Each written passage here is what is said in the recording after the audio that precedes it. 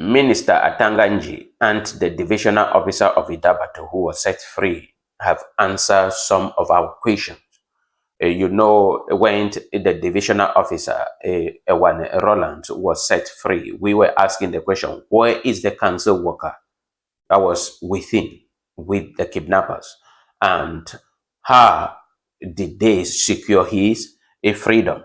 These are the two questions we were asking. But today, I'm going to allow you listen to Mr. Atanga Nji and Roland at the Prime Minister's office. You know, after he was set free, he was being transported directly to Yaoundé. And this is the system of the government of President Paul Biya. He was supposed to talk to the common people, but he received instruction, because I know he received instruction not to say anything, and nobody was allowed to say anything until he will arrive Yaoundé. And maybe there they will tell him what to say or what not to say. And from there, he told us that the council worker is still with the kidnapper, and Atanga Nji also trying to explain that they have been negotiating with those kidnappers.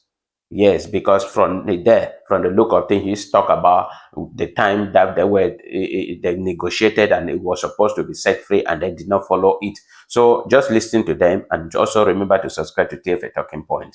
We are thanking God that he is alive, and we are praying for the council worker to return back to his own family also. Thank you very much for subscribing and also sharing this video.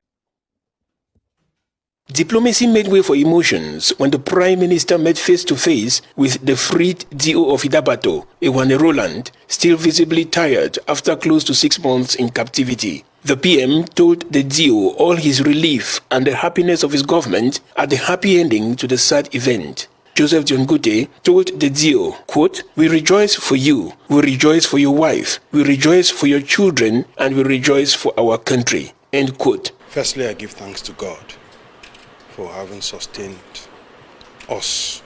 I was not alone. My brother is still there, Mr. Itungo Ishmael. Thank the head of state. Thank the government, headed by His Excellency Chief Dr. Joseph Diongute. Thank all Cameroonians who assisted and fought that we should come out. For his wife, the release of her husband is a call to gratitude. Thank you to the first Cameroonian, the President of the Republic, His Excellency President Paul Biya.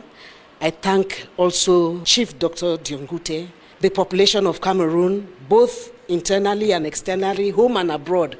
I say a hearty thank you. The governor of the Southwest region, who led the delegation to the PM's office, stressed on the need for the laws of the land to be respected in the Bakassi Peninsula. We want to invite the foreigner communities, who are more than 90% in that area of the Bakassi area, to be law-abiding and to cultivate a peaceful coexistence. The delegation left the PM's office relieved over the happy ending to the long saga.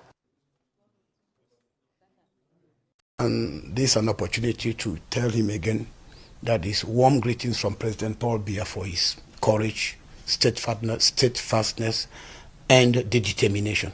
So when you are in difficulties and you are discouraged, it's not a good sign.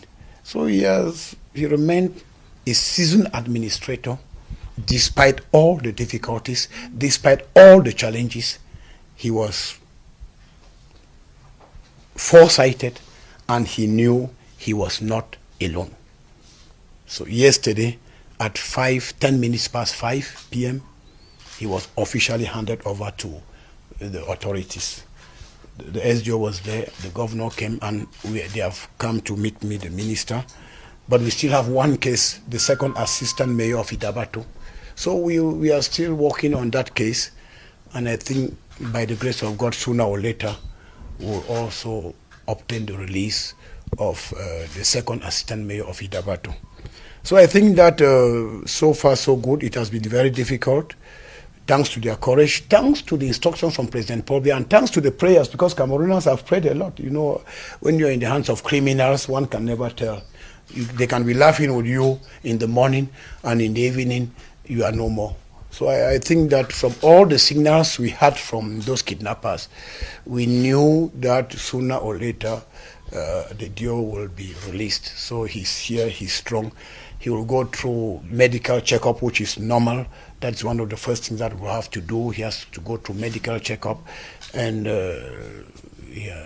to come back to himself, then before he can go back to his duty position.